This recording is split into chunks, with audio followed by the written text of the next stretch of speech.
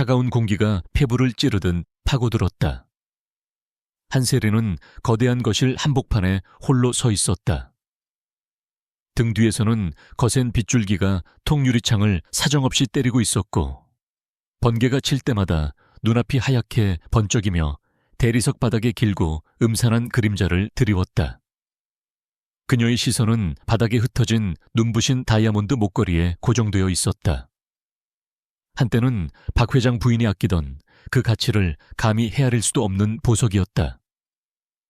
하지만 지금 그것은 그녀의 인생을 나락으로 떨어뜨릴 덫이 되어 차갑게 빛나고 있었다.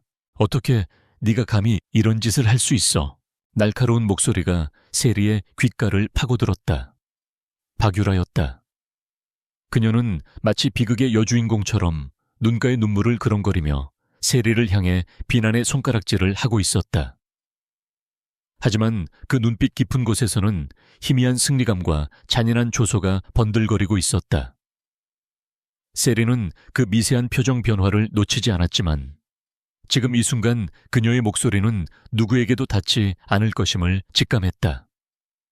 모든 것은 너무나도 완벽하게 짜인 각본이었고 자신은 그저 희생양일 뿐이었다. 박 회장과 그의 아내는 소파에 앉아 싸늘한 눈빛으로 그녀를 내려다보고 있었다. 경멸과 혐오가 뒤섞인 시선이었다. 지난 10년간 부모님을 잃고 이곳에 들어와 죽은 듯이 숨죽여 살며 온갖 굳은 일을 도맡아 했던 시간들이 주마등처럼 스쳐 지나갔다. 그들은 단 한 번도 그녀를 가족으로 대한 적이 없었다. 그저 값싼 하녀이자 유라의 그림자에 불과했다. 이제 그 그림자마저 거추장스러워진 모양이었다. 아닙니다. 저는 정말 그런 짓 하지 않았어요. 세리는 간신히 목소리를 쥐어짰다. 억울함에 심장이 터질 것 같았지만 그녀의 목소리는 빗소리에 묻혀 희미하게 울릴 뿐이었다. 그녀의 필사적인 항변에도 박 회장의 표정에는 일말의 동요도 없었다. 그는 마치 더러운 벌레를 보는 듯한 눈으로 세리를 쳐다보며 나지막이 입을 열었다. 은혜를 원수로 갚는 것도 유분수지. 당장 이 집에서 썩 꺼져. 그 말은 사형 선고와도 같았다. 박유라는 입꼬리를 살짝 올리며 세리에게 다가왔다. 그리고는 아무도 듣지 못할 만큼 작은 목소리로 속삭였다. 네가 감히 내 것을 넘봤잖아. 네 주제를 알았어야지. 그 내 건이라는 말이 무엇을 의미하는지 세리는 알 수 없었다. 그녀는 단 한 번도 이 집의 무언가를 탐낸 적이 없었다. 그저 조용히 눈에 띄지 않게 살아가며 언젠가 독립할 날만을 꿈꿔왔을 뿐이었다. 하지만 유라의 비틀린 질투심은 그런 세리의 소박한 꿈조차 용납하지 못했다. 결국 세리는 거친 손길에 의해 현관 밖으로 내팽개쳐졌다. 얇은 원피스 한 장만 걸친 그녀의 몸 위로 하늘이 뚫린 듯한 폭우가 쏟아졌다. 쾅 하고 닫히는 육중한 현관문 소리는 그녀의 세상이 무너지는 소리처럼 들렸다. 따뜻한 불빛이 새어나오던 집은 이제 그녀를 거부하는 거대한 성벽이 되어 앞을 가로막았다. 10년의 세월이 단 몇 분 만에 물거품처럼 사라졌다. 억울함과 배신감, 그리고 지독한 절망감이 온몸을 휘감았다. 비를 피할 곳도 갈 곳도 없었다. 그녀에게는 단 한 푼의 돈도 연락할 사람도 없었다. 세상에 완벽히 혼자 남겨진 기분이었다. 세리는 비틀거리며 정처 없이 걷기 시작했다. 빗물인지 눈물인지 모를 액체가 뺨을 타고 흘러내렸다. 도시의 화려한 불빛들이 빗속에서 뭉개지며 기괴한 형상을 만들어냈다. 사람들은 모두 따뜻한 집으로 돌아가고 있었지만 그녀가 돌아갈 곳은 어디에도 없었다. 발걸음은 점점 무거워졌고 차가운 빗물은 천을 무섭게 빼앗아갔다. 온몸이 젖은 솜처럼 무겁게 느껴졌다. 머릿속에서는 지난날의 기억들이 파편처럼 떠올랐다. 유라의 옷을 대신 다려주고 그녀의 과제를 대신해주고 그녀의 짜증을 묵묵히 받아내던 날들. 그렇게 헌신하면 언젠가는 자신을 조금이라도 인정해줄 것이라 믿었던 어리석은 기대. 모든 것이 부질없는 착각이었다. 그들은 처음부터 그녀를 인간으로조차 생각하지 않았던 것이다. 그저 편리한 도구, 언제든 버릴 수 있는 소모품에 불과했다. 점점 의식이 흐릿해졌다. 눈앞의 세상이 빙글빙글 돌기 시작했고 귓가에서는 이명이 윙윙거렸다. 더 이상 걸을 힘조차 남아있지 않았다. 그녀는 어느 낯선 골목길의 차가운 벽에 등을 기댔다. 온몸이 덜덜 떨렸고 입술은 파랗게 질려 있었다.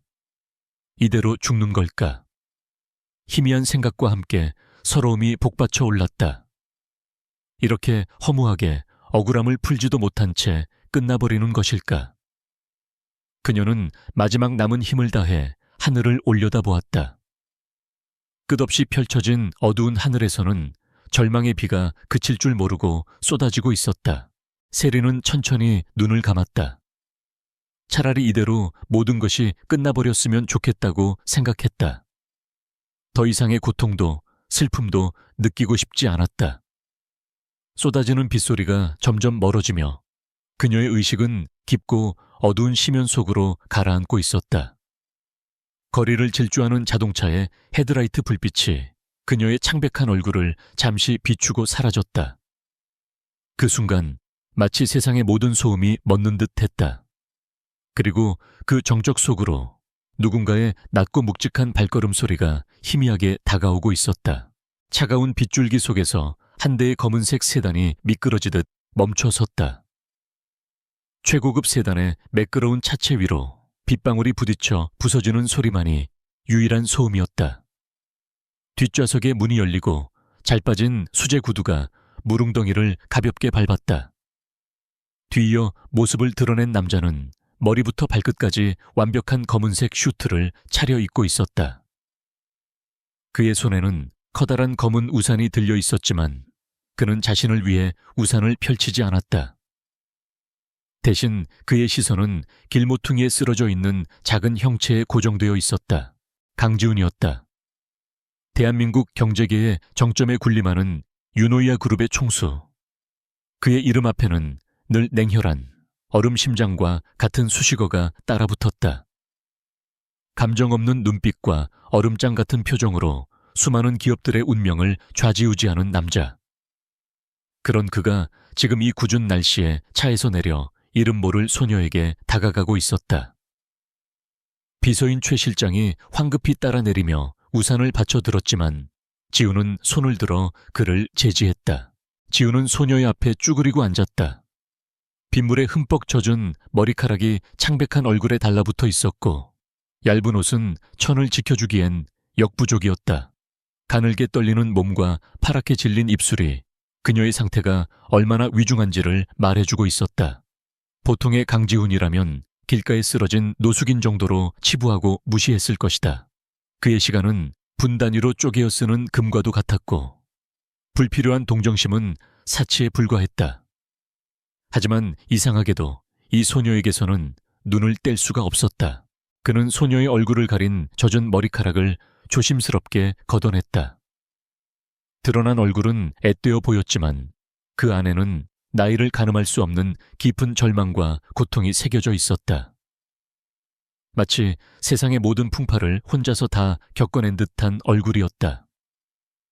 그 순간 지훈의 뇌리에는 아주 오래전 잊고 싶었던 기억의 파편이 스쳐 지나갔다.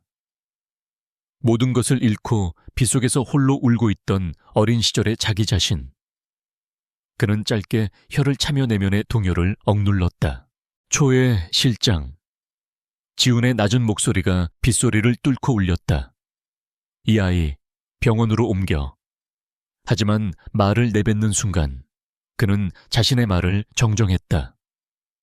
병원으로 보내면 신원이 노출될 것이고 불필요한 소문이 생길 수도 있었다. 그리고 무엇보다 이 아이를 그냥 그렇게 다른 사람의 손에 맡겨버리고 싶지 않다는 충동이 강하게 일었다. 그의 인생에서 처음 느껴보는 비합리적인 감정이었다. 아니, 내 펜트하우스로 데려가. 그리고 주치의를 불러. 최 실장의 눈이 순간적으로 커졌지만 그는 아무것도 묻지 않았다. 강지훈의 결정에 토를 다는 것은 금기사항이었다. 그는 즉시 고개를 숙이고 지시에 따랐다. 지훈은 망설임 없이 자신의 값비싼 재킷을 벗어 의식을 잃은 세리의 몸을 감쌌다. 그리고는 그녀를 조심스럽게 마치 깨지기 쉬운 유리 인형을 다루듯 품에 안아들었다. 예상보다 훨씬 가벼운 무게에 그의 미간이 미세하게 찌푸려졌다. 이 작은 몸으로 대체 어떤 고통을 감내해 온 것일까? 채 올라타자 바깥 세상의 폭풍우는 거짓말처럼 멀어지고 아늑한 정적이 실내를 감쌌다. 지훈은 자신의 무릎에 눕혀진 세리를 말없이 내려다보았다. 규칙적인 히터 바람이 그녀의 젖은 몸을 말리기 시작했지만 그녀의 몸은 여전히 미세하게 떨리고 있었다. 창백한 뺨 위로 속눈썹이 짙은 그늘을 만들고 있었다. 그 무방비한 얼굴에서 지훈은 낯선 보호 본능을 느꼈다. 그것은 그가 오랫동안 잊고 지냈던, 어쩌면 스스로 봉인해버렸던 감정이었다. 최 실장은 룸미러를 통해 조용히 지훈의 모습을 살폈다. 지난 10년간 그를 보좌해왔지만 오늘처럼 감정적인 모습을 보이는 것은 처음이었다. 항상 철저한 계산과 이성에 따라 움직이던 그가 길에서 만난 정체불명의 소녀에게 이토록 신경을 쓰는 모습은 낯설기만 했다. 최 실장은 이것이 유노이아 그룹에 어떤 파장을 불러일으킬지 혹은 강지훈이라는 남자에게 어떤 변화를 가져올지 조용히 가늠해볼 뿐이었다. 자동차는 밤의 도시를 가로질러 서울의 가장 높은 곳에 위치한 최고급 주상복합 건물로 향했다. 그곳은 강지훈의 왕국이자 아무도 함부로 침범할 수 없는 그의 요새였다. 그리고 오늘 밤 그 요새에 새로운 손님이 예고 없이 찾아왔다. 빗속에서 희망을 잃고 쓰러졌던 불행한 소녀 한세리. 그녀는 아직 알지 못했다. 자신이 차가운 절망의 끝에서 누구의 손에 의해 구해졌는지, 그리고 앞으로 어떤 운명을 맞이하게 될 것인지를. 세상의 모든 빛이 꺼진 듯한 그녀의 인생에 아주 희미하지만 분명한 빗줄기가 스며들기 시작하고 있었다. 정신이 아득한 심연에서 서서히 떠오르는 느낌이었다. 가장 먼저 느껴진 것은 지독한 추위와 눅눅함 대신 몸을 감싸는 포근하고 부드러운 감촉이었다. 한세리는 무거운 눈꺼풀을 힘겹게 들어올렸다. 눈에 들어온 것은 낯선 천장이었다. 심플하지만 고급스러운 디자인의 조명이 은은한 빛을 발하고 있었다. 고개를 돌리자 거대한 통유리창 너머로 아직 어둠이 차에 가시지 않은 서울의 스카이라인이 한눈에 들어왔다. 폭풍우는 어느새 멎어 있었고 도시의 불빛들이 보석처럼 반짝였다. 이곳은 분명 그녀가 알던 세상이 아니었다. 세리는 천천히 몸을 일으켰다. 온몸이 쑤시고 아팠지만 어젯밤의 끔찍한 기억에 비하면 아무것도 아니었다. 그녀는 자신이 입고 있던 흠뻑 젖은 원피스 대신 부드러운 실크 잠옷을 입고 있음을 발견했다. 순간 심장이 철렁 내려앉았다. 혼란과 공포가 한꺼번에 밀려왔다. 여기가 어디지? 누가 나를 이곳으로 데려온 거지? 그녀는 황급히 침대에서 내려와 주변을 살폈다. 그녀가 있던 방은 최고급 호텔의 스위트룸보다 더 호화로웠다. 모든 가구는 절제된 디자인이었지만 그 소재와 마감에서 엄청난 부의 향기가 풍겨왔다. 기억이 파편처럼 떠올랐다. 빗속에서 의식을 잃어가던 마지막 순간, 희미하게 들려오던 발걸음 소리, 그리고 자신을 안아들던 단단한 팔의 감촉. 세리는 본능적으로 몸을 웅크렸다.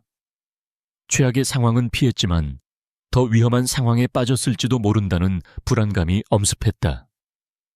세상에 공짜는 없다는 것을, 특히 자신처럼 아무것도 가진 게 없는 사람에게 베풀어지는 호의 뒤에는 반드시 대가가 따른다는 것을 그녀는 뼈저리게 알고 있었다. 박 회장네 가족들이 그녀에게 은혜를 베풀었던 것처럼 그녀는 작은 다락방을 떠올렸다. 창문도 하나 없는 낡은 가구들로 채워진 그녀의 공간. 그곳은 비록 초라했지만 유일하게 자신만의 공간이었다. 하지만 이 넓고 화려한 방은 숨막히는 위압감으로 그녀를 짓눌렀다. 이곳의 모든 것이 그녀의 존재를 이물질처럼 느끼게 만들었다. 세리는 조심스럽게 문을 열고 밖으로 나갔다. 방 밖은 더욱 거대하고 낯선 공간이었다. 끝없이 펼쳐진 거실, 현대 미술 작품들이 걸린 벽, 그리고 도시 전체를 발 아래에 둔 듯한 압도적인 전망. 일요난나, 낮고 차가운 목소리가 등 뒤에서 들려왔다. 세리는 화들짝 놀라며 돌아섰다. 거실 한가운데 거대한 소파에 한 남자가 앉아 있었다. 완벽하게 재단된 검은 셔츠 차림의 그는 다리를 꼬고 앉아 마치 오랫동안 그녀를 기다렸다는 듯 태블릿 PC에서 눈을 떼고 그녀를 바라보고 있었다. 어둠 속에서도 그의 날카로운 눈빛은 살아있는 것처럼 형형했다. 조각처럼 잘생긴 얼굴이었지만 그 표정에는 어떤 감정도 담겨 있지 않아 오히려 비현실적인 느낌을 주었다. 세리는 그가 어젯밤 자신을 구해준 남자라는 것을 직감했다. 여기가 어디죠? 당신은 누구세요? 세리의 목소리는 잔뜩 경계심을 품은 채 떨려 나왔다. 그녀는 무의식적으로 뒷걸음질을 쳤다. 남자는 자리에서 일어나지 않은 채 여전히 무표정한 얼굴로 그녀를 응시했다. 그의 시선은 너무나도 서늘해서 마치 그녀의 속을 꿰뚫어 보는 것만 같았다. 내 집이다. 그리고 난 강지훈이라고 하지. 그는 마치 날씨 이야기를 하듯 아무렇지 않게 대답했다. 강지훈. 어디선가 들어본 듯한 이름이었지만 지금의 세리에게는 그가 누구인지보다 그가 왜 자신을 이곳에 데려왔는지가 더 중요했다. 왜 저를 구해준 거죠? 원하는 게 뭐예요? 그녀는 단도직입적으로 물었다. 돌려 말할 여유도 그럴 기분도 아니었다. 그녀의 당돌한 질문에 남자의 눈썹이 미세하게 꿈틀거렸다. 그는 잠시 그녀를 흥미롭다는 듯 관찰했다. 보통의 여자들이라면 이런 상황에서 겁을 먹고 울거나 혹은 그의 재력에 감탄하며 아양을 떨기 마련이었다. 하지만 이 작은 소녀는 고슴도치처럼 가시를 세운 채 자신을 똑바로 마주보고 있었다. 두려움에 떨면서도 그 눈빛만은 결코 꺾이지 않았다. 이유가 필요했나? 그냥 길가에 쓰러져 있길래 주워온 것뿐이다. 강지훈의 대답은 지독히도 건조했다. 주워왔다는 표현이 세리의 자존심을 날카롭게 찔렀지만 그녀는 반박할 수 없었다. 사실이 그랬으니까. 그녀는 어젯밤 길 위에 버려진 고양이만도 못한 신세였다. 우선 저기 있는 것부터 먹어. 사흘은 굶은 사람처럼 보이는군. 그가 턱짓으로 가리킨 곳에는 정갈하게 차려진 아침 식사가 놓여 있었다. 따뜻한 수프와 갓 구운 빵, 신선한 샐러드. 김이 모락모락 피어오르는 수프의 냄새가 코끝을 자극하자 굶주렸던 위장이 비명을 질렀다. 하지만 세리는 움직이지 않았다. 박 회장의 집에서 그녀는 늘 가족들이 식사를 마친 후에야 부엌 구석에서 찬밥으로 끼니를 때워야 했다. 유라의 기분이 좋지 않은 날에는 그것마저도 허락되지 않았다. 한 번은 너무 배가 고파 몰래 빵 한 조각을 먹다가 들켜 먼지 쌓인 창고에 갇혔던 적도 있었다. 그 기억이 떠오르자 눈앞에 따뜻한 음식은 오히려 독이 든 사과처럼 느껴졌다. 그녀는 강지훈을 향해 다시 한번 물었다. 대가 없는 호의는 없다고 들었어요. 솔직하게 말씀해 주세요. 뭘 원하시죠? 그녀의 집요한 태도에 강지훈은 마침내 태블릿을 내려놓고 자리에서 일어났다. 185cm가 훌쩍 넘는 큰 키가 다가오자 작은 체구의 세리는 압도적인 위압감을 느꼈다. 그는 그녀의 바로 앞에 멈춰서서 그녀를 내려다보았다. 너무 가까운 거리였다. 그의 서늘한 눈동자 속에 겁에 질린 자신의 얼굴이 비쳤다. 그는 아무 말 없이 손을 뻗어 그녀의 뺨에 살짝 스쳤다. 아직 미열이 남아있는 피부였다. 그의 손길은 차가웠지만 이상하게도 위협적이지는 않았다. 대단한 경계심이군. 그 작은 몸으로 세상을 어떻게 살아온 건지 궁금해질 정도야. 그는 낮은 목소리로 읊조렸다. 그의 말에는 비웃음 대신 알 수 없는 씁쓸함이 묻어 있었다. 대가는 물론 있지. 하지만 지금의 너는 나에게 아무것도 줄 수 없어. 그러니 우선 내 몸부터 추슬러. 쓸모가 있으려면 건강부터 해야 할 테니. 그는 쓸모라는 단어에 힘을 주어 말했다. 그 말은 세리에게는 오히려 안도감을 주었다. 차라리 무언가 목적이 있는 것이 아무것도 없는 순수한 동정보다 마음이 편했다. 지우는 다시 소파로 돌아가 앉으며 말했다. 내 이름은 뭐지? 한세리입니다. 한세리. 그는 그녀의 이름을 나지막이 불러보았다. 마치 그 이름의 무게를 재어보는 듯한 어조였다. 우선은 여기서 지내도록 해. 내가 다른 지시를 할 때까지. 방은 20개쯤 있으니 마음에 드는 곳을 쓰면 되고 필요한 게 있으면 최 실장에게 말해. 그의 말은 명령이었고 거부권은 없어 보였다. 세리는 입술을 깨물었다. 절망의 구렁텅이에서 빠져나왔다고 생각했는데 어쩌면 금으로 만들어진 더 깊은 우물에 빠진 것일지도 몰랐다. 하지만 그녀에게는 선택의 여지가 없었다. 밖은 여전히 그녀에게 지옥과 같은 곳이었다. 최소한 이 남자의 집은 비바람을 막아주고 굶주림을 면하게 해줄 것이다. 쓸모가 있을 때까지. 세리는 그 말을 되뇌었다. 그래, 어떻게든 쓸모를 증명해서 살아남는 거다. 그리고 반드시 내 힘으로 이곳을 나가는 거야. 그녀는 굳게 다짐하며 식탁으로 걸어갔다. 그리고 10년 만에 처음으로 누군가가 자신을 위해 차려준 따뜻한 식사를 마주했다. 수프 한 숟갈을 입에 넣자 뜨거운 기운이 온몸으로 퍼져나가며 얼어붙었던 마음까지 녹이는 듯했다. 눈물이 핑 돌았지만 그녀는 애써 참아내며 묵묵히 숟가락을 움직였다. 그 모습을 강지우는 말없이 지켜보고 있었다. 그의 얼음 같던 눈빛에 아주 희미한, 그 자신조차 인지하지 못하는 미세한 균열이 생겨나고 있었다. 며칠이 지났다. 한세리는 강지훈의 펜트하우스에서 꿈결 같은 시간을 보냈다.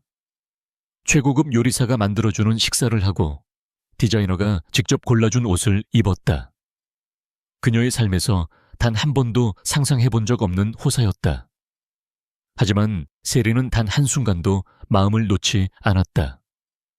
이 모든 것은 진짜 자신의 것이 아니었다. 언제든 빼앗길 수 있는 신기루와도 같았다. 그녀는 매일 밤 도시의 야경을 내려다보며 앞으로 닥쳐올 운명에 대해 생각했다. 그리고 마침내 심판의 날이 찾아왔다. 강주우는 완벽하게 회복된 세리를 자신의 서재로 불렀다. 거대한 책장으로 둘러싸인 방 한가운데에 놓인 묵직한 책상을 사이에 두고 두 사람은 마주 앉았다. 지우는 여전히 표정이 없었지만 그 눈빛은 그 어느 때보다 날카롭게 세리를 꿰뚫고 있었다. 몸은 다 나았나 보군. 그의 말에 세리는 작게 고개를 끄덕였다. 내 덕분에요. 짧은 정적이 흘렀다. 세리는 마른 입술을 축이며 그의 다음 말을 기다렸다. 내가 너에게 베푼 것들에 대한 대가를 치를 시간이다. 지훈이 서류 한 장을 그녀 앞으로 내밀었다. 그것은 유노이아 그룹의 입사 지원서 양식이었다. 세리가 의아한 눈으로 그를 쳐다보자 그가 말을 이었다. 내일부터 유노이아 그룹 전략기획팀의 인턴으로 출근하도록. 네가 가진 쓸모가 무엇인지 나에게 증명해봐. 전략기획팀, 그룹의 심장부와도 같은 곳이었다. 세리는 당황했다. 그녀는 고등학교 졸업장이 전부였고 내세울 만한 경력도 없었다. 그런 자신이 대한민국 최고의 인재들만 모인다는 곳에 들어간다는 것은 말도 안 되는 일이었다. 하지만 저는 자격이 없습니다. 세리가 솔직하게 말했다. 그러자 지훈의 입가에 처음으로 희미한 미소가 떠올랐다. 비웃음이라기보다는 흥미롭다는 표정에 가까웠다. 자격은 내가 부여하는 거다. 넌 그저 네가 할 수 있는 것을 보여주기만 하면 돼. 만약 아무런 쓸모도 증명하지 못한다면 그는 말을 끊었다. 그 뒷말을 듣지 않아도 세리는 알 수 있었다. 증명하지 못한다면 다시 그 비 내리는 거리로 돌아가야 한다는 것을. 그것은 단순한 제안이 아닌 생존을 건 계약이었다. 세리는 떨리는 손으로 펜을 잡고 서류에 자신의 이름을 적어 내려갔다. 다음 날 세리는 유노이아 그룹 본사 로비에 서 있었다. 하늘을 찌를 듯이 솟은 거대한 빌딩은 그 자체로 권력과 부를 상징하는 듯했다. 명품으로 휘감은 채 바쁘게 오가는 직원들 사이에서 단정한 정장 차림의 세리는 섬처럼 외로워 보였다. 최 실장이 그녀를 전략기획팀으로 안내했다. 팀원들의 시선이 일제히 그녀에게 쏟아졌다. 노골적인 호기심과 약간의 경멸이 섞인 시선들이었다. 낙하산. 모두가 그녀를 그렇게 생각하는 것이 분명했다. 팀장은 못마땅한 표정을 감추지 않은 채 그녀에게 자리를 안내해주고는 산더미 같은 자료들을 던져주었다. 일단 여기 있는 과거 시장 분석 보고서들이나 정리해둬요. 날짜별, 지역별로 분류해서 데이터베이스에 입력하도록. 그것은 누구라도 할 수 있는, 창의력이라고는 조금도 필요 없는 단순 반복 작업이었다. 팀의 누구도 그녀에게 말을 걸거나 도움을 주지 않았다. 그녀는 완벽한 이방인이자 투명 인간이었다. 하지만 세리는 불평 한마디 하지 않고 묵묵히 자신의 일에 몰두했다. 오히려 그녀는 이 상황에 감사했다. 사람들의 무관심은 그녀에게 자신만의 방식으로 일에 집중할 수 있는 시간을 주었다. 그녀는 그저 주어진 일을 기계처럼 처리하는 대신 보고서 하나하나를 꼼꼼하게 읽어 내려가기 시작했다. 그것은 그녀가 지난 10년간 박 회장의 서재를 몰래 드나들며 경제 서적들을 탐독하며 키워온 습관이었다. 며칠 밤낮으로 자료와 씨름하던 세리의 눈에 이상한 패턴이 들어오기 시작했다. 지난 5년간 특정 지방 소도시들의 소비자의 판매 데이터에서 아주 미미하지만 주기적인 변동이 발견된 것이다. 수많은 데이터 속에서 너무나도 사소한 오류처럼 보였기에 아무도 신경 쓰지 않았던 부분이었다. 하지만 세리의 직감이 무언가 잘못되었다고 속삭이고 있었다. 그녀는 퇴근 시간 이후에도 홀로 남아 관련 자료들을 모두 뒤지기 시작했다. 회계장부, 물류 이동 기록, 지역별 인구 통계까지.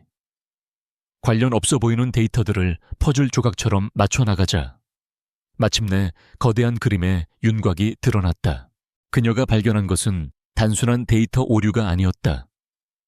그것은 회사의 공식적인 유통망을 거치지 않는 그림자 시장의 존재를 암시하는 증거였다. 누군가가 회사의 물류 시스템의 허점을 이용해 소량의 제품을 빼돌려 비공식적으로 유통시키고 있었고 그 규모는 해가 갈수록 교묘하게 커지고 있었다. 그로 인해 회사가 입는 손실은 연간 수십억 원에 달했다. 하지만 더욱 놀라운 것은 그 배후의 경쟁사인 태성물산의 이름이 희미하게 보인다는 점이었다. 그리고 태성물산은 바로 박 회장의 회사였다. 세리는 온몸에 소름이 돋는 것을 느꼈다. 이것은 강지훈이 그녀에게 내려준 시험대를 넘어 그녀의 과거와 정면으로 마주하게 되는 거대한 사건의 시작일지도 몰랐다. 그녀는 며칠 밤을 새워 자신의 분석을 담은 보고서를 작성했다. 감정적인 서술은 모두 배제하고 오직 데이터와 논리적인 근거만을 담았다. 그녀는 보고서를 팀장에게 제출했다. 팀장은 귀찮다는 듯이 보고서를 건네받아 책상 한쪽에 던져둘 뿐이었다. 세리는 실망했지만 자신이 할 수 있는 일은 여기까지라고 생각했다. 하지만 그 보고서는 운명처럼 그곳에 머물러 있지 않았다. 마침 다른 안건으로 전략기획팀을 방문했던 최 실장이 팀장의 책상 위에 놓인 보고서를 우연히 발견했다. 비공식 유통 채널에 대한 데이터 기반 분석. 흥미로운 제목에 이끌려 보고서를 펼쳐든 최 실장의 표정은 페이지를 넘길수록 경악으로 물들어갔다. 신입 인턴이 작성했다고는 믿을 수 없을 만큼 날카롭고 논리 정연한 분석이었다. 그는 즉시 보고서를 들고 건물의 가장 높은 곳 강지훈의 집무실로 향했다. 강지훈은 최 실장이 건넨 보고서를 말없이 읽어 내려갔다. 그의 무표정한 얼굴에는 변화가 없었지만 보고서를 쥔 손가락 마디마디에 힘이 들어가는 것을 최 실장은 놓치지 않았다. 수십 페이지에 달하는 보고서를 모두 읽은 그는 한동안 눈을 감고 생각에 잠겼다. 길고 긴 침묵 끝에 그가 입을 열었다. 그 아이 한셀이라고 했나? 네, 회장님. 지금 당장 내 사무실로 올려보내.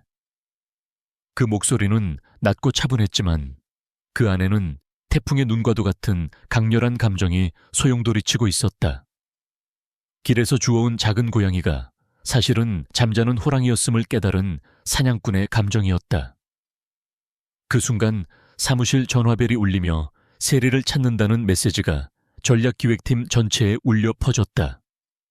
모든 팀원들의 시선이 경악과 불신에 차서 조용히 자료를 정리하던 세리에게로 향했다. 유노이아 그룹의 최고층은 침묵으로 가득 차 있었다. 구름이라도 발밑에 흐를 듯한 이 공간은 오직 한 사람, 강지훈만을 위해 존재했다. 세리는 거대한 집무실의 문 앞에 서서 잠시 숨을 골랐다.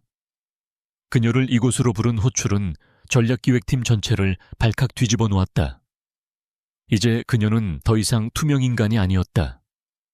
경의, 질투, 의심이 뒤섞인 수많은 시선을 등 뒤로 한 채 그녀는 마침내 결심한 듯 문고리를 잡고 안으로 들어섰다. 강지훈은 통유리창을 등지고 서서 도시를 내려다보고 있었다. 그의 실루엣은 역광 때문에 거대하고 위압적으로 보였다. 인기척을 느낀 그가 천천히 돌아섰다. 그의 손에는 세리가 작성했던 바로 그 보고서가 들려 있었다. 그는 아무 말 없이 세리를 향해 손짓했다. 그의 책상 위에는 새로운 파일 하나가 놓여 있었다. 앉아. 짧은 명령의 세리는 얌전히 그의 맞은편 의자에 앉았다. 심장이 세차게 뛰었지만 그녀는 애써 태연한 표정을 유지했다. 이 보고서 네가 직접 작성한 게 맞나? 지훈이 물었다. 그의 목소리에는 감정이 실려 있지 않았지만 그 질문의 무게는 청은망은 같았다. 네, 맞습니다. 데이터 분석은 어디서 배웠지? 내 이력서에는 고등학교 졸업이 전부더군. 날카로운 지적이었다. 세리는 잠시 망설였다. 박 회장의 서재에서 몰래 책을 훔쳐보며 독학했다는 말을 할 수는 없었다. 관심이 있어서 혼자서 공부해왔습니다. 거짓말은 아니었지만 모든 것을 설명하기에는 턱없이 부족한 대답이었다. 강지훈은 더 이상 캐묻지 않았다. 그는 세리의 눈을 깊이 들여다보았다. 그 눈에는 두려움과 긴장이 서려 있었지만 그보다 더 깊은 곳에는 흔들리지 않는 총명함과 강한 의지가 자리 잡고 있었다. 그는 세리가 제출한 보고서를 책상 위에 가볍게 던졌다. 흥미로운 분석이었어. 덕분에 몇 년간 골머리를 앓던 문제를 해결할 실마리를 찾았지. 그것은 그가 건넨 최초의 그리고 유일한 칭찬이었다. 그는 곧바로 본론으로 들어갔다. 이제 너에게 새로운 임무를 주겠다. 그는 책상 위에 있던 파일을 그녀 앞으로 밀었다. 태성물산 인수합병 M&A 검토 프로젝트. 세리는 파일의 표지를 보는 순간 숨을 멈췄다. 태성물산. 그녀의 보고서에서 유노이아 그룹의 물품을 빼돌린 배후로 지목되었던 바로 그 회사, 박 회장의 소유였다. 심장이 바닥으로 곤두박질 치는 것 같았다. 운명의 장난인가? 아니면 이건 역시 강지훈의 시험인가? 그녀가 혼란스러운 눈으로 그를 올려다보자 그는 마치 그녀의 속을 다 읽고 있다는 듯이 말했다. 유노이아는 현재 사업 다각화의 일환으로 태성물산 인수를 검토 중이다. 겉으로 보기엔 꽤 매력적인 매물이지. 그의 말은 사실이었다. 서류상으로 태성물산은 몇 년간 꾸준한 성장세를 보이고 있었고 부채 비율도 안정적이었다. 하지만 세리는 직감했다. 이것은 교묘하게 분칠된 시체와도 같다는 것을.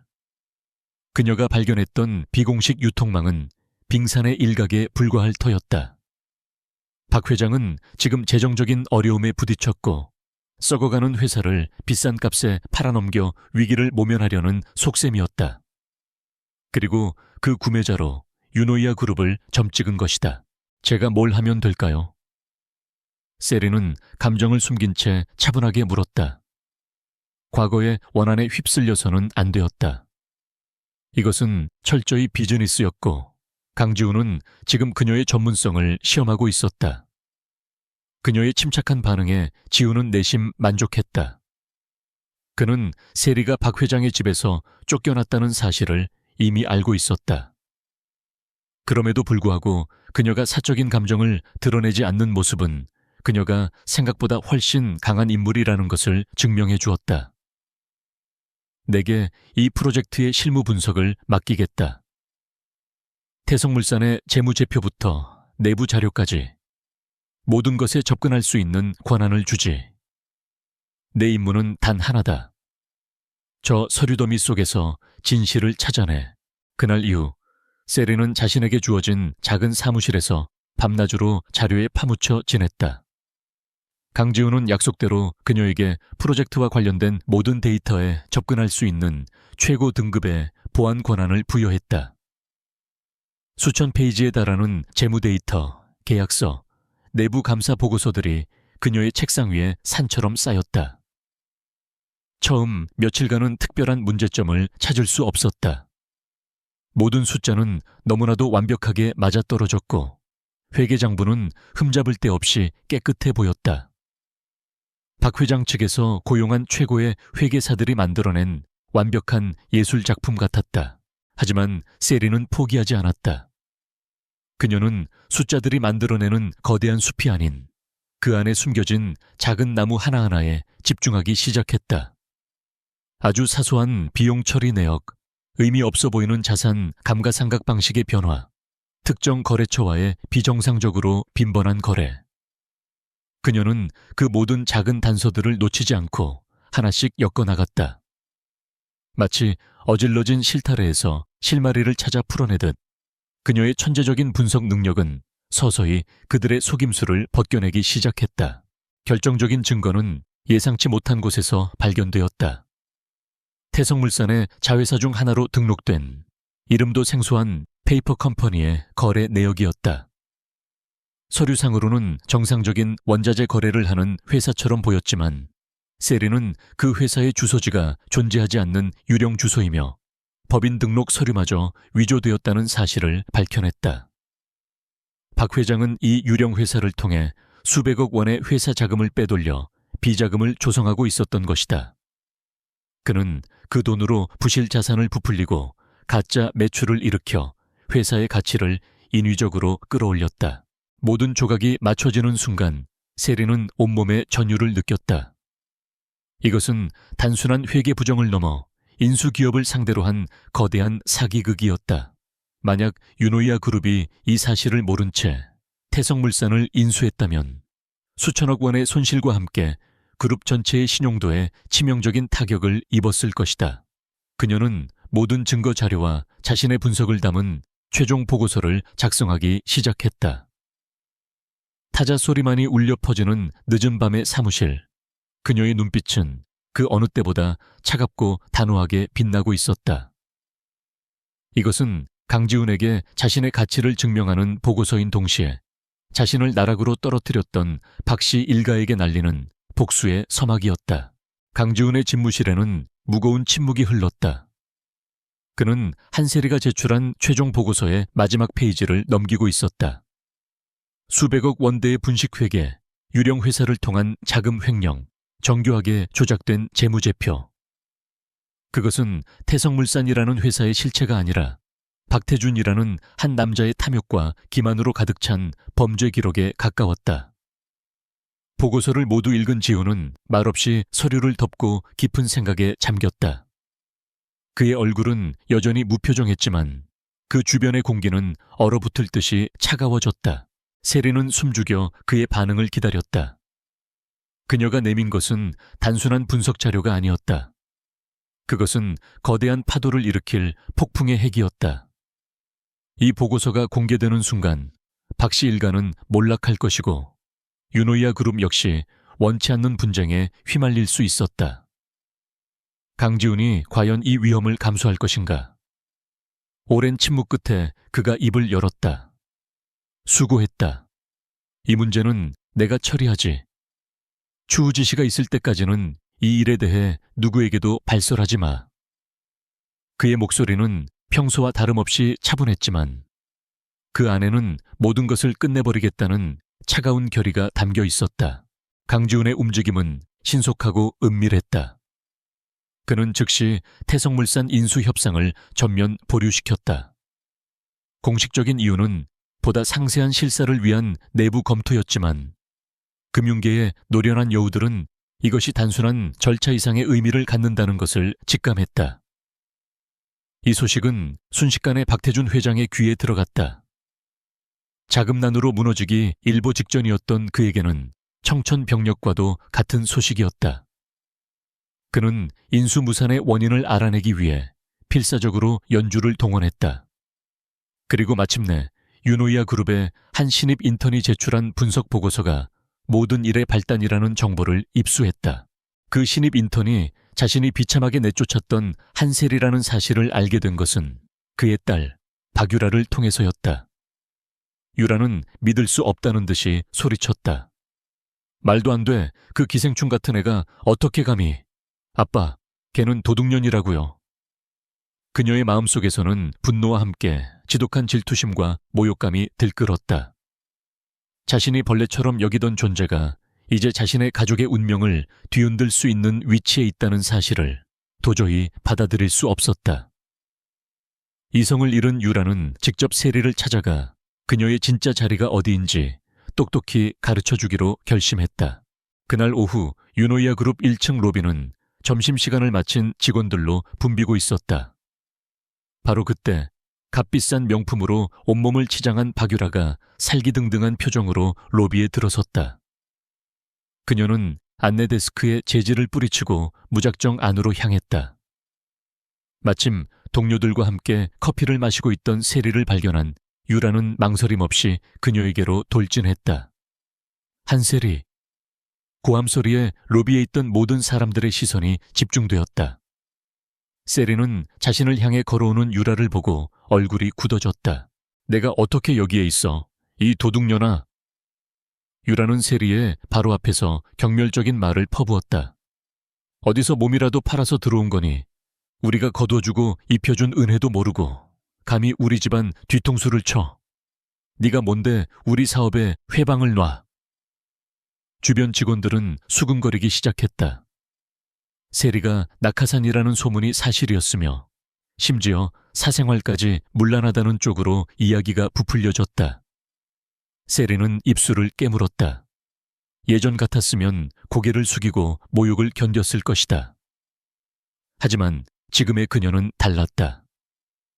여기는 회사입니다, 박유라 씨. 그리고 저는 제게 주어진 업무를 했을 뿐입니다. 사실에 기반해서요. 세리의 당당한 태도에 유라는 더욱 이성을 잃었다. 그녀는 옆 사람이 들고 있던 물컵을 빼앗아 세리의 얼굴에 뿌리려 했다. 세리가 눈을 질끈 감는 순간이었다. 하지만 예상했던 차가운 물벼락은 날아오지 않았다. 대신 그들 사이에 얼음장처럼 차가운 그림자가 드리워졌다. 강지훈이었다. 그는 어느새 나타나 유라의 손목을 강하게 붙잡고 있었다. 그의 소나기 힘에 유라의 얼굴이 고통으로 일그러졌다. 이게 무슨 소란이지? 지훈의 낮은 목소리는 로비 전체를 순식간에 얼어붙게 만들었다. 지훈은 유라를 벌레 보듯 쳐다보며 경멸적으로 손목을 놓아버렸다. 그리고는 세리에게 다가가 아무렇지 않게 물었다. 괜찮나? 세리는 놀라움에 고개만 끄덕일 뿐이었다.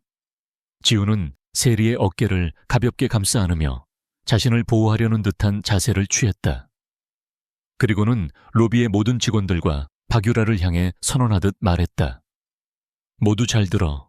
한세리 씨는 이제부터 내 직속 전략 분석가다. 그녀는 유노이아 그룹의 핵심 인재이며 그녀에 대한 모욕은 나에 대한 모욕이자 유노이아 그룹 전체에 대한 도전으로 간주하겠다. 로비는 숨소리 하나 들리지 않을 정도로 정적에 휩싸였다. 회장이 직접, 그것도 신입 인턴을 감싸고 도는 전대미문의 상황에 모두가 넋을 잃고 있었다.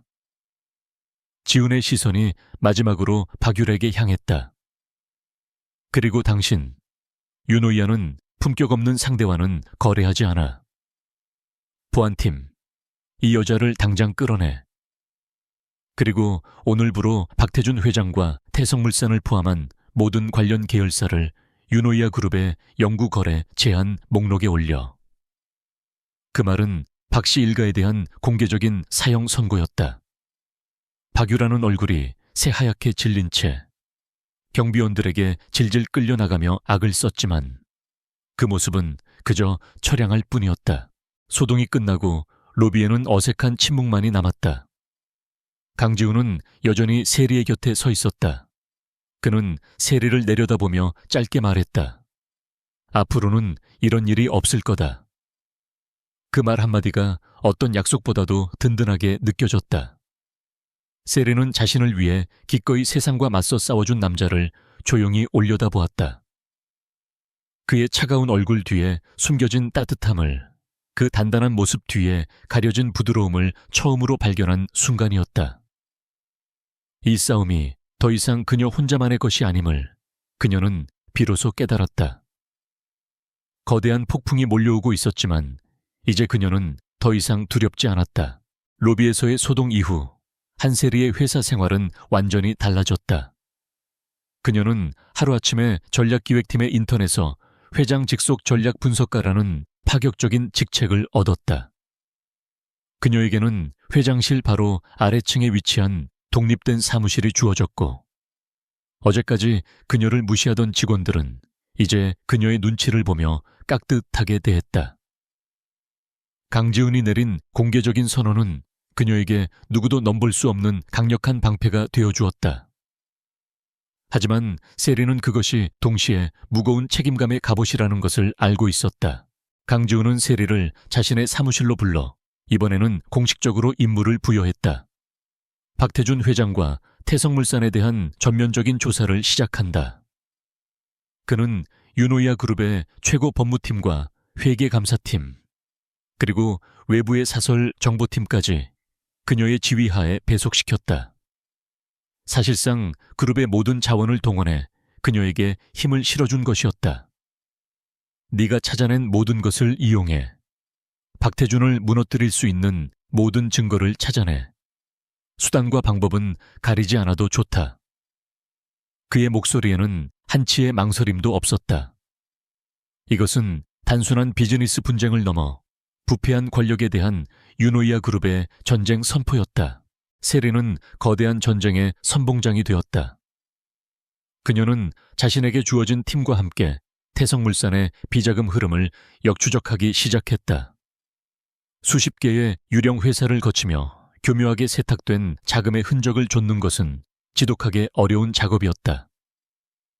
하지만 세리는 포기하지 않았다.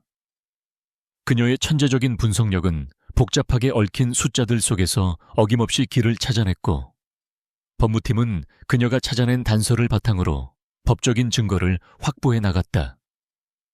그들은 박태준이 지난 10수년간 쌓아 올린 범죄의 탑을 벽돌 하나하나 해체하기 시작했다. 조사는 박태준의 과거 행적까지 거슬러 올라갔다. 세리는 그의 초기 사업 확장 과정을 분석하던 중 낯익은 회사 이름을 발견하고 심장이 멎는 듯 했다. 하늘건설. 작지만 혁신적인 기술력으로 주목받던 바로 그녀의 아버지 한정호 사장의 회사였다. 15년 전 하늘건설은 갑작스러운 자금난과 핵심 기술 유출로 하루아침에 부도가 났고 절망에 빠진 그녀의 부모님은 얼마 지나지 않아 빗길 교통사고로 함께 세상을 떠났다. 당시 모든 것은 비운의 사고로 종결되었다. 세리는 온몸이 차갑게 식는 것을 느꼈다. 단순한 우연일 리가 없었다. 그녀는 떨리는 손으로 하늘건설의 파산 관련 기록들을 모두 재검토하기 시작했다. 그리고 거기서 충격적인 사실을 발견했다. 하늘건설이 파산한 직후 회사의 가장 핵심적인 특허 기술과 자산들을 헐값에 인수한 것이 바로 당시에는 작은 하청업체에 불과했던 박태준의 회사였다. 박태준은 그녀 아버지의 기술을 발판 삼아 지금의 태성물산을 일궈냈던 것이다. 너무나도 완벽하게 맞아떨어지는 시나리오에 세리는 숨을 쉴 수 없었다. 그녀는 강지훈에게 이 사실을 보고했다. 모든 이야기를 들은 지훈은 아무 말 없이 그녀를 바라보았다. 그의 눈빛에는 처음으로 연민과 분노가 뒤섞여 있었다. 그는 즉시 정보팀에 지시를 내렸다. 15년 전 하늘건설 파산과 관련된 모든 것을 샅샅이 뒤져 당시 관련자들, 살아있는 사람이 있다면 모두 찾아내. 강지훈의 전폭적인 지원 아래 묻혀있던 과거의 진실이 서서히 수면 위로 떠오르기 시작했다. 그리고 마침내 그들은 결정적인 증인을 찾아냈다. 당시 하늘건설에서 회계 담당자로 일했던, 지금은 작은 시골 마을에서 은둔하며 살고 있던 한 늙은 남자였다. 세리와 최 실장은 직접 그를 찾아갔다. 그는 처음에는 완강하게 입을 열기를 거부했다. 박태준의 보복을 두려워하는 기색이 역력했다. 하지만 세리가 자신의 정체를 밝히고 눈물로 진실을 호소하자 그의 흔들리던 마음도 마침내 무너졌다. 그는 15년간 자신을 짓눌러왔던 무거운 비밀을 토해내기 시작했다. 박태준이 어떻게 경쟁사 입찰 정보를 빼돌렸는지, 어떻게 관료들에게 뇌물을 먹여 인허가를 막았는지, 그리고 마지막에는 자신을 매수해 회사의 자금 흐름을 조작하고 한정호 사장에게 누명을 씌웠는지. 모든 것이 박태준이 설계한 비열하고 잔인한 계략이었다. 증언을 듣는 내내 세리는 주먹을 꽉 쥔 채 온몸을 부들부들 떨었다. 아버지의 명예, 어머니의 미소, 행복했던 어린 시절. 그 모든 것을 앗아간 원수가 바로 자신을 거두어준다는 명목에 하녀처럼 부렸던 박태준이었다는 사실에 피가 거꾸로 솟는 것 같았다. 하지만 가장 끔찍한 진실은 아직 남아있었다.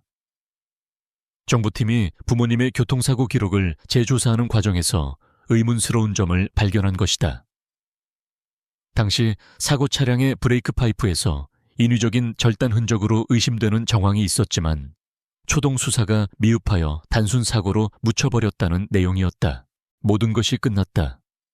박태준은 단순히 그녀의 가정을 파괴한 것을 넘어 그녀의 부모님을 살해했을지도 모르는 악마였다.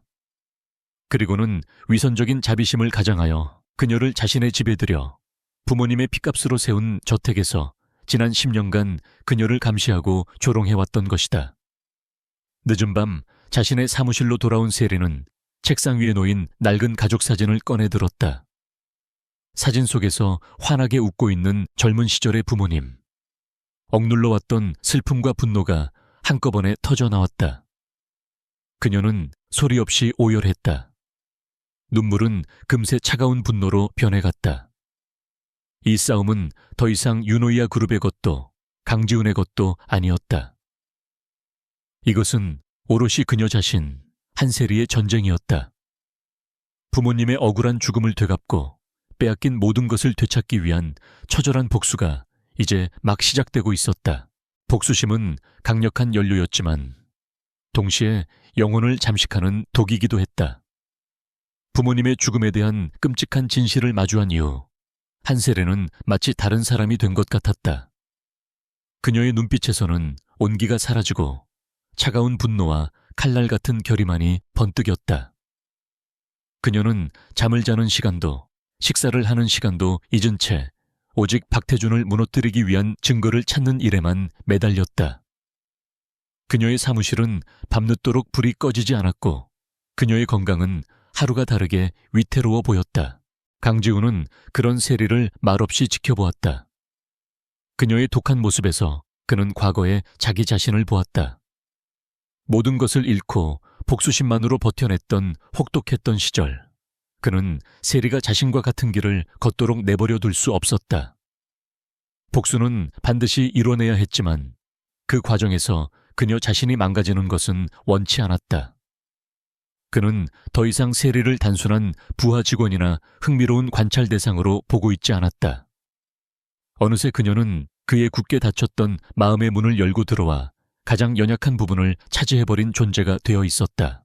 어느 날 밤 보고를 받기 위해 그녀의 사무실을 찾은 지우는 책상에 엎드린 채 미동도 없는 세리를 발견했다.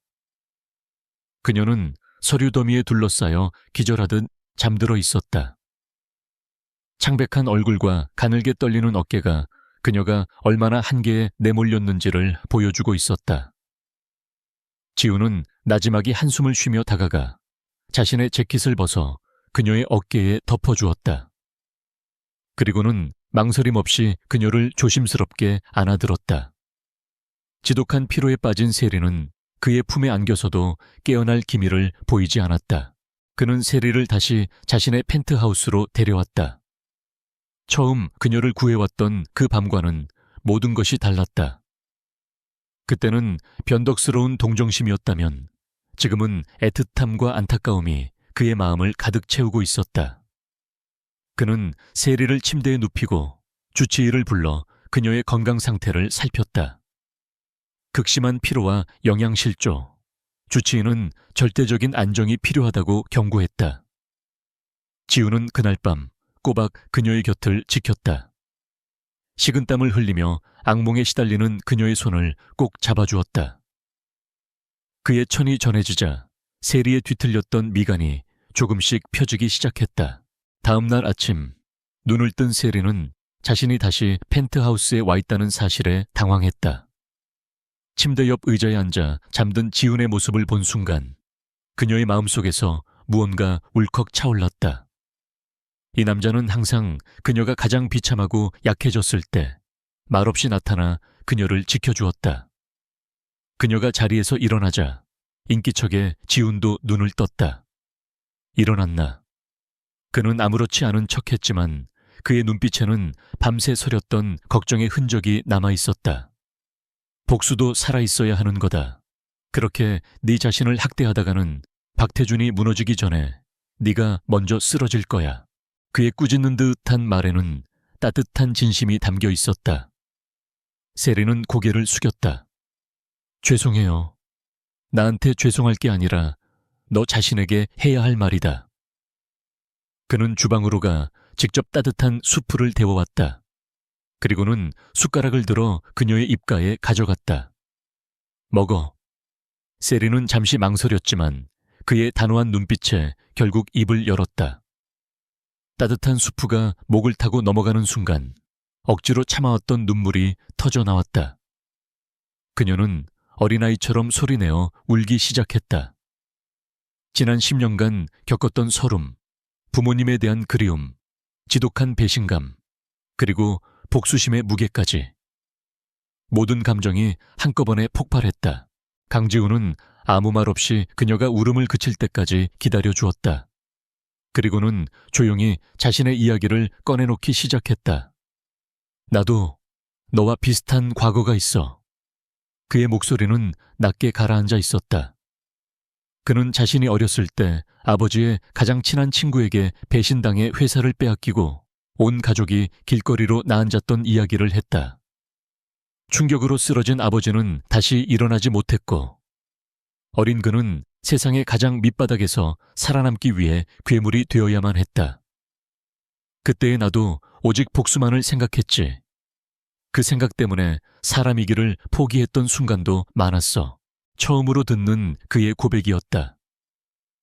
세리는 눈물을 그치고 그의 이야기에 귀를 기울였다. 늘 완벽하고 강해 보이기만 했던 그의 모습 뒤에 자신과 같은 깊은 상처와 고통이 숨겨져 있었다는 사실을 비로소 알게 되었다. 그들은 서로 다른 삶을 살아왔지만 같은 아픔을 공유한 영혼의 동반자였다. 지우는 세리의 눈물을 닦아주며 말했다. 그러니 혼자 모든 짐을 짊어지려 하지 마. 내 옆에는 내가 있어. 너의 복수는 이제 너 혼자만의 것이 아니야. 우리의 것이지. 그 순간 그들 사이를 가로막고 있던 마지막 벽이 허물어졌다. 세리는 그의 눈에서 자신을 향한 깊은 연민과 애정을 보았다. 그것은 동정이 아니었다. 같은 상처를 가진 사람만이 나눌 수 있는 진정한 이해와 위로였다. 그녀는 가만히 그의 손을 잡았다. 지훈 역시 그녀의 손을 마주 잡았다. 복수라는 차가운 목표를 향해 달려가던 그들의 여정에 따뜻하고 찬란한 감정이 싹트기 시작했다. 그것은 사랑이었다. 절망의 잿더미 속에서 피어난, 그래서 더욱 애틋하고 소중한 사랑. 그들은 더 이상 외롭지 않았다. 가장 강력한 아군이자 세상 유일한 위안이 서로의 곁에 있음을 확인한 두 사람은 다가올 거대한 폭풍을 함께 맞이할 준비를 마쳤다. 사랑은 두 사람을 더 강하게 만들었다. 서로의 상처를 보듬어준 한세리와 강지훈은 이제 복수라는 목표를 향해 나아가는 단순한 동맹을 넘어선 운명 공동체가 되었다. 그들의 전쟁 준비실은 지훈의 펜트하우스 서재에 꾸려졌다. 한쪽 벽면 전체는 박태준과 태성물산의 관계도를 그린 화이트보드가 차지했고, 책상 위에는 각종 법률 서류와 회계 자료들이 쉴 새 없이 오갔다. 세리의 차가운 분노는 지훈의 따뜻한 지지 속에서 날카로운 전략으로 벼려졌고, 지훈의 냉철한 이성은 세리의 개인적인 복수심이 길을 잃지 않도록 붙잡아주는 등대가 되었다. 그들은 마침내 마지막 결전의 무대를 정했다. 바로 일주일 앞으로 다가온 태성물산의 정기 주주총회. 언론과 수많은 투자자들이 지켜보는 그 공개적인 자리야말로 박태준의 가면을 벗기고 그의 제국을 한 번에 무너뜨릴 수 있는 가장 효과적인 무대였다. 계획은 치밀하고 대담했다. 세리가 전면에 나서 그동안 수집한 모든 증거를 발표하고, 지훈은 뒤에서 유노이아 그룹의 막강한 힘으로 판을 장악하기로 했다. 이것이 제가 발표할 프레젠테이션의 최종본입니다. 세리가 노트북 화면을 지훈에게 보여주었다. 화면에는 태성물산의 분식회계 증거, 비자금 흐름도, 그리고 15년 전 하늘건설을 파산으로 몰고 갔던 박태준의 계략에 대한 명백한 자료들이 일목요연하게 정리되어 있었다. 그것은 한 기업의 비리를 고발하는 것을 넘어 한 남자의 파렴치한 범죄 역사를 기록한 고발장이었다. 완벽하군. 지훈은 짧게 말했지만 그의 눈에는 세리에 대한 무한한 신뢰와 자부심이 담겨 있었다. 그날 세상은 네가 얼마나 위대한 사람인지 알게 될 거야. 지훈 역시 자신의 역할을 충실히 수행하고 있었다. 그는 물밑에서 태성물산의 다른 주주들을 접촉하여 의결권을 위임받기 시작했다. 유노이아 그룹의 이름값과 지훈이 제시한 확실한 증거 앞에서 불안에 떨던 주주들은 기꺼이 그에게 힘을 실어주었다. 주주총회 당일 박태준의 해임안과 긴급 회계 감사안을 발의할 수 있는 충분한 지분이 확보되었다. 또한 만일의 사태에 대비해 금융감독원과 검찰 쪽에도 은밀하게 정보가 흘러 들어갔다. 거대한 그물이 박태준의 목을 향해 서서히 그리고 확실하게 조여지고 있었다. 한편 박태준은 죽음의 그림자가 다가오는 것을 느끼며 발악하고 있었다. 유노이아와의 계약이 파기된 후 자금줄이 완전히 막혔고 채권자들의 압박은 날마다 거세졌다. 그는 자신을 벼랑 끝으로 몰고 있는 것이 한세리와 그 뒤에 있는 강지훈이라는 것을 알고 있었다. 그 계집애와 강지훈 둘 다 가만두지 않겠어. 그는 사무실의 집기를 부수며 분노를 터뜨렸다. 박유라는 옆에서 기름을 부었다. 아빠, 걔네들이 증거를 발표하기 전에 먼저 선수 쳐야 해요. 어떻게든 그 자료를 뺏어오거나 한세리 입을 막아버려야 한다고요. 궁지에 몰린 쥐는 고양이를 무는 법이다. 이성을 잃은 박태준은 결국 가장 어리석고 위험한 방법을 선택했다. 그는 뒷세계의 어두운 인맥을 동원해 사람을 고용했다. 목표는 단 하나, 한세리를 납치하여 그녀가 가진 모든 증거 자료를 빼앗고 주주총회에 나타나지 못하게 만드는 것이었다. 동시에 그는 자신이 가진 언론 인맥을 총동원해 강지훈과 한세리에 대한 악의적인 흑색 선전을 퍼뜨리기 시작했다. 강지훈을 기업 사냥꾼으로, 한세리를 은혜도 모르는 배신자이자 복수심에 눈이 먼 거짓말쟁이로 매도하는 기사들이 쏟아졌다. 하지만 그들의 발악은 모두 강지훈의 손바닥 아니었다. 그는 이미 박태준이 비상식적인 방법을 동원할 것을 예상하고 있었다. 세리의 신변에는 그림자처럼 경호원들이 배치되어 24시간 철통 같은 경호를 하고 있었다. 세리를 납치하려던 괴한들은 그녀에게 접근조차 하지 못하고 모두 현장에서 붙잡혔다. 언론 플레이 역시 마찬가지였다. 유노이아 그룹의 막강한 홍보팀은 박태준 측이 퍼뜨린 가짜 뉴스들을 조목조목 반박하며 오히려 그의 비열한 행태를 역으로 여론에 고발했다. 궁지에 몰린 쪽은 오히려 박태준이었다. 주주총회 전날 밤, 도시의 야경이 발 아래로 펼쳐지는 펜트하우스에서 세리와 지훈은 나란히 서 있었다. 모든 준비는 끝났다. 내일이면 길고 길었던 싸움의 막이 내릴 것이다. 지훈이 세리의 손을 따뜻하게 잡아주었다. 두렵나? 세리는 고개를 저었다.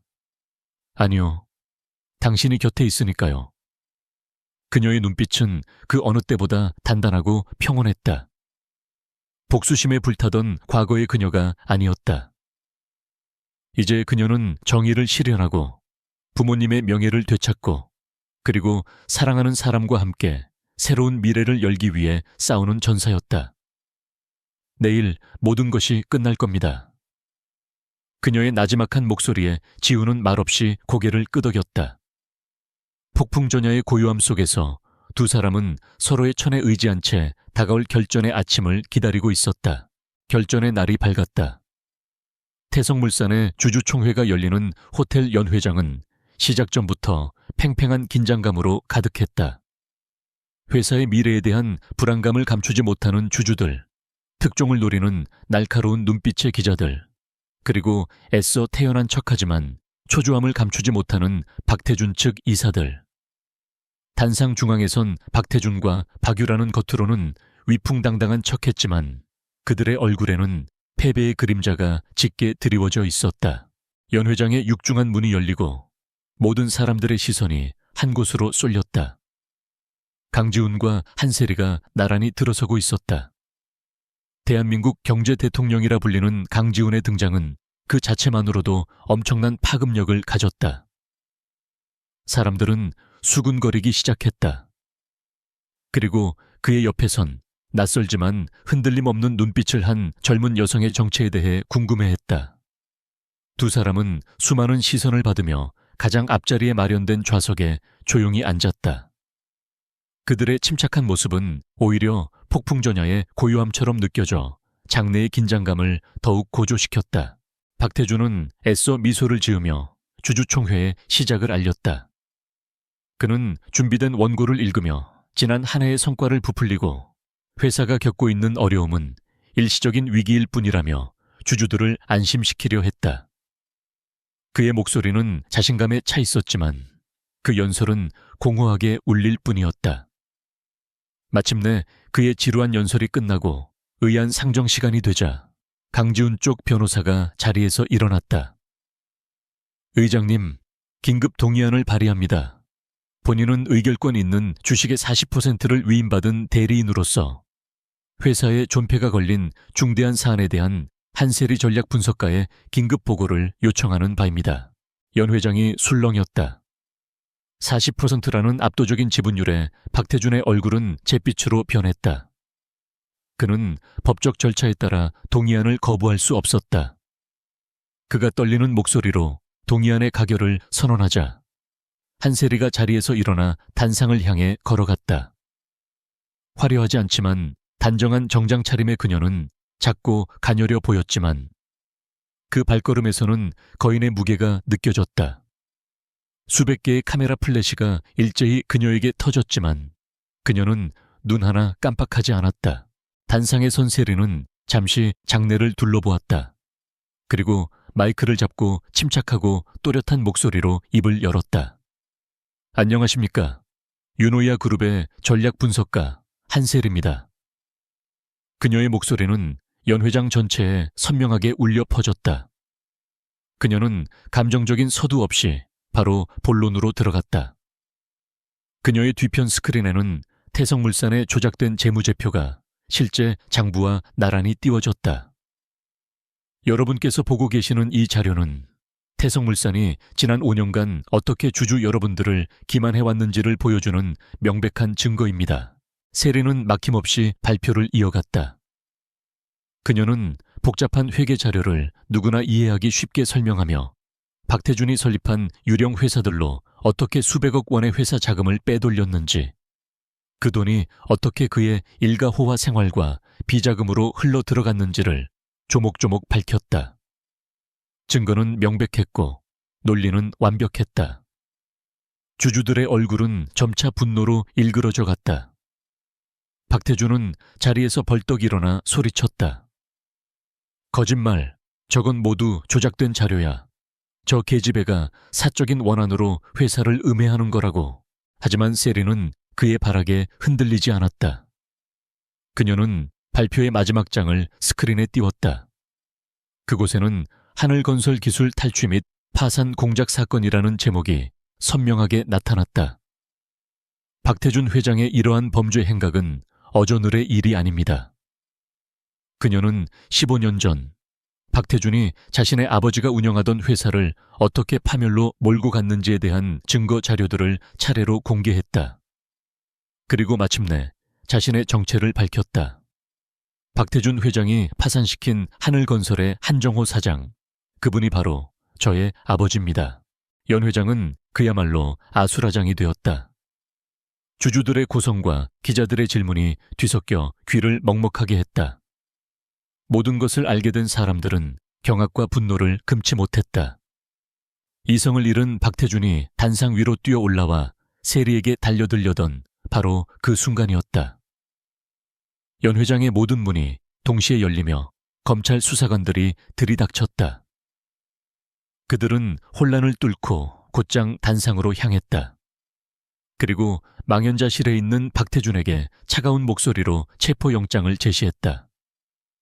박태준 씨, 당신을 특정경제범죄가중치 어벌법상 횡령 및 배임, 주가 조작 혐의로 긴급 체포합니다. 은색 수갑이 그의 손목에 채워지는 순간 박태준이 평생 쌓아 올렸던 거짓의 제국은 와르르 무너져 내렸다. 그는 수사관들에게 끌려가면서도 세리를 향해 악에 바친 저주를 퍼부었지만 그 모습은 그저 패배한 짐승의 마지막 울부짖음일 뿐이었다. 박유라는 그 자리에 주저앉아 실성한 사람처럼 울부짖었다. 모든 것이 끝났다. 세리는 단상 위에서 그 모든 광경을 조용히 내려다보았다. 길고 길었던 복수의 끝에서 그녀가 느낀 것은 환희가 아닌 깊고 고요한 슬픔과 안도감이었다. 그녀는 객석에 앉아있는 강지훈을 바라보았다. 그는 말없이, 하지만 그 어떤 말보다도 더 큰 위로와 자부심이 담긴 눈빛으로 그녀를 향해 고개를 끄덕여 주었다. 길고 어두웠던 터널의 끝에 마침내 희미한 빛이 보이기 시작했다. 주주총회에서의 폭탄 선언 이후 대한민국은 박태준 일가의 스캔들로 연일 떠들썩했다. 그가 저지른 비리들은 양파 껍질처럼 벗겨낼수록 끝없이 터져 나왔고 여론은 경악과 분노로 들끓었다. 태성물산은 결국 법정 관리에 들어갔고 박태준은 수십 년의 중형을 선고받고 차가운 감옥에 수감되었다. 평생을 공주처럼 살아온 박유라는 모든 재산을 몰수당하고 한순간에 빈털터리가 되어 세상의 조롱거리로 전락했다. 그들의 몰락은 지독하고 처절했지만 정작 그 모든 것을 이뤄낸 한세리는 담담했다. 그녀는 뉴스 화면을 보며 환호하는 대신 조용히 마음속으로 부모님을 떠올릴 뿐이었다. 길고 길었던 복수가 마침내 끝났다. 법적 절차가 진행되면서 박태준이 불법적으로 편취했던 하늘건설의 자산 일부가 세리에게로 돌아왔다. 그 중에는 15년간 굳게 닫혀있던 그녀의 가족이 살던 옛집도 포함되어 있었다. 강지훈은 그녀와 함께 그곳을 찾아갔다. 녹슨 대문과 잡초가 무성한 정원, 모든 것이 멈춰버린 시간 속에 갇혀있는 듯했다. 세리는 떨리는 손으로 문을 열고 안으로 들어섰다. 먼지 쌓인 가구들과 빛바랜 벽지. 하지만 그곳에는 그녀의 행복했던 어린 시절의 온기가 고스란히 남아있었다. 세리는 지훈과 함께 집안을 둘러보다 아버지의 서재에서 걸음을 멈췄다. 책장 한편에 숨겨져 있던 작은 금고를 발견한 것이다. 그녀의 생년월일이었던 비밀번호를 누르자 둔탁한 소리와 함께 금고 문이 열렸다. 안에는 낡은 앨범과 그녀가 어릴 적 그렸던 그림 몇 장, 그리고 봉인된 편지 한 통이 들어있었다. 사랑하는 내 딸, 세리에게. 익숙한 아버지의 필체에 세리의 눈시울이 뜨거워졌다. 그것은 회사가 부도나기 직전 아버지가 마지막으로 남긴 편지였다. 편지에는 복수나 원망의 말은 한마디도 없었다. 오직 딸을 향한 절절한 사랑과 미안함, 그리고 당부의 말만이 가득했다. 아빠는 세리가 얼마나 똑똑하고 특별한 아이인지 잘 안단다. 너의 미래를 지켜주지 못해 정말 미안하다. 하지만 세리야, 어떤 일이 있어도 절대 희망을 잃어서는 안 된다. 아빠와 엄마는 하늘에서 언제나 너를 지켜볼 거야. 부디 행복하게 살아야 한다. 세리는 아버지의 편지를 끌어안고 목 놓아 울었다. 그것은 복수를 마친 뒤에 허탈함이 아닌 모든 것을 용서하고 과거를 떠나보내는 정화의 눈물이었다. 아버지는 복수가 아닌 그녀의 행복을 바라고 있었던 것이다. 눈물을 그친 세리의 눈에 금고 안에 있던 또 다른 서류 뭉치가 들어왔다.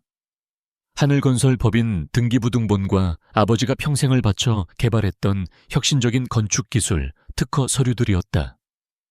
모든 것이 그녀의 이름으로 상속되어 있었다.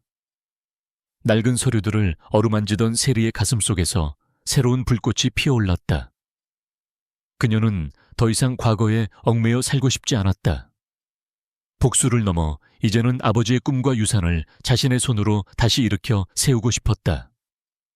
단순히 명예를 회복하는 것이 아니라 아버지의 철학이 담긴 정직하고 튼튼한 회사를 만들어 세상에 보여주고 싶었다. 펜트하우스로 돌아온 세리는 자신의 결심을 강지훈에게 털어놓았다. 저는 하늘건설을 다시 세우고 싶어요. 아주 작게, 처음부터 다시 시작할 거예요. 그녀의 눈빛은 그 어느 때보다 진지하고 강한 의지로 빛나고 있었다. 그녀는 그의 도움을 구걸하지 않았다. 단지 자신의 계획을 알리고 파트너로서의 의견을 묻고 있었다. 강지훈은 그런 그녀의 모습에 깊은 감동과 존경심을 느꼈다. 그는 더 이상 그녀를 자신이 구해준 가여운 소녀로 보지 않았다. 그의 눈앞에는 이미 한 사람의 온전한 기업가, 눈부신 비전을 가진 시어가 서 있었다. 좋은 생각이야. 지훈은 부드럽게 미소 지으며 말했다. 하지만 혼자서 모든 것을 짊어지게 두지는 않겠어. 그는 세리에게 사업 계획서를 함께 검토할 것을 제안했다. 그것은 일방적인 지원이나 투자가 아니었다. 유노이아 그룹이 신생 하늘건설의 첫 번째 전략적 파트너가 되어 자본과 네트워크를 제공하되 경영의 자율성은 철저히 보장하겠다는 내용이었다. 두 사람은 밤늦도록 책상에 마주 앉아 새로운 회사의 미래에 대해 토론했다. 비즈니스 파트너로서의 냉철한 대화와 서로를 향한 따뜻한 격려가 오갔다. 그 순간 그들은 비로소 완벽한 동반자가 되었다. 몇 달 후 도심의 한적한 곳에 작은 사무실이 문을 열었다. 하늘건설, H하늘 컨스트럭션이라는 세련된 간판이 햇살 아래 반짝였다. 개업식 날 세리는 말끔한 CEO의 모습으로 직원들 앞에 섰다. 그녀의 곁에는 든든한 미소로 그녀를 바라보는 강지훈이 함께였다. 그녀는 더 이상 과거의 상처에 아파하는 불행한 소녀가 아니었다. 자신의 운명을 스스로 개척하고 사랑하는 사람과 함께 미래를 만들어 나가는 강하고 아름다운 리더였다. 과거를 되찾았고 현재를 바로 세웠으며 이제 희망찬 미래를 향한 첫걸음을 내딛는 순간이었다. 3년이라는 시간이 흘렀다. 대한민국 건축계에 가장 권위 있는 시상식장, 스포트라이트가 무대 중앙으로 쏟아졌다. 사회자의 격앙된 목소리가 장내에 울려 퍼졌다. 2025년 대한민국 건축문화대상 대상 수상자는 혁신적인 친환경 공법과 인간 중심의 디자인 철학으로 업계의 새로운 패러다임을 제시한 기업 하늘건설의 한세리 대표님입니다. 우레와 같은 박수소리와 함께 모든 사람의 시선이 한 여성에게로 향했다. 우아한 드레스 차림의 한세리는 담담한 미소와 함께 자리에서 일어나 무대로 향했다. 3년 전 작은 사무실에서 초라하게 시작했던 그녀는 이제 아무도 무시할 수 없는 성공한 CEO가 되어 있었다. 하늘건설은 아버지의 유산 위에 그녀의 혁신적인 비전이 더해져 업계에서 가장 주목받는 강소기업으로 성장했다. 그들은 단순히 건물을 짓는 것이 아니라 사람과 자연이 공존하는 공간을 창조했고 그 진심은 세상에 통했다. 그녀는 마침내 아버지의 명예를 완벽하게 회복시켰을 뿐만 아니라 그 누구도 아닌 한셀이라는 이름 석자를 세상에 찬란하게 빛내고 있었다. 객석 맨 앞줄, 강지우는 세상에서 가장 큰 자부심이 담긴 눈빛으로 무대 위의 그녀를 바라보고 있었다. 그는 여전히 유노이아 그룹을 이끄는 냉철한 총수였지만 세리를 만난 이후 그의 세상은 많이 달라져 있었다. 사람들은 그를 더 이상 얼음 심장이라 부르지 않았다. 대신 원칙을 지키는 신사, 사회적 책임을 다하는 리더라고 불렀다. 세리의 따뜻함과 올곧음이 그의 얼어붙었던 심장을 녹이고 그의 제국에 새로운 철학을 불어넣은 것이다. 이제 그들은 대한민국 재계에서 가장 영향력 있고 존경받는 파워 커플로 자리매김했다. 시상식이 끝나고 두 사람은 쏟아지는 축하 인사를 뒤로 한 채 조용히 호텔의 루프탑으로 향했다. 서울의 눈부신 야경이 발 아래로 파노라마처럼 펼쳐졌다. 지우는 자신의 재킷을 벗어 세리의 어깨에 걸쳐주었다. 익숙하고 따뜻한 온기에 세리는 그의 어깨에 편안하게 기댔다. 가끔은 아직도 믿기지 않아요. 세리가 나지막이 속삭였다. 그날 밤 빗속에서 떨고 있던 아이가 지금 제 모습이라는 게 꼭 다른 사람의 인생 같아요. 지우는 그런 그녀의 머리를 부드럽게 쓰다듬으며 말했다. 다른 사람이 아니야. 그때의 너와 지금의 너는 같은 사람이야. 절망 속에서도 결코 부러지지 않았던 강인함, 진실을 꿰뚫어 보던 총명함. 모든 것은 처음부터 내 안에 있었어. 난 그저 네가 비를 맞지 않도록 잠시 우산을 씌워줬을 뿐이야. 그의 말에 세리는 행복한 미소를 지었다. 그는 언제나 자신을 낮추고 그녀를 세상 가장 높은 곳에 올려주는 남자였다. 그들의 사랑은 지난 3년간 더욱 깊고 단단해져 있었다. 서로에게 가장 뛰어난 비즈니스 파트너이자 세상 유일한 안식처였다. 저기 봐요. 세리가 손가락으로 도시의 한복판을 가리켰다. 그곳에는 최근 완공된 하늘건설과 유노이아 그룹의 합작품인 스카이포레스트 빌딩이 아름다운 자태를 뽐내고 있었다. 도심 속 거대한 수직 정원을 콘셉트로 한 그 건물은 두 사람의 철학과 사랑이 만들어낸 결정체이자 서울의 새로운 랜드마크가 되어 있었다. 과거를 되찾고 현재를 일구고 마침내 함께 미래를 상징하는 위대한 결과물을 만들어낸 것이다. 강지우는 세리의 손을 부드럽게 잡고 자신의 입술로 가져갔다. 그의 손가락에서 반짝이는 반지를 발견한 세리의 눈이 동그래졌다. 세리야. 그가 그 어느 때보다 진지하고 다정한 목소리로 그녀의 이름을 불렀다. 우리가 함께 만들어갈 미래는 저 건물보다 훨씬 더 높고 아름다울 거야. 나와 평생을 함께 해주겠어. 그의 청혼의 세리는 대답 대신 눈물 어린 환한 미소로 그를 끌어안았다. 어떤 말도 더 이상 필요하지 않았다.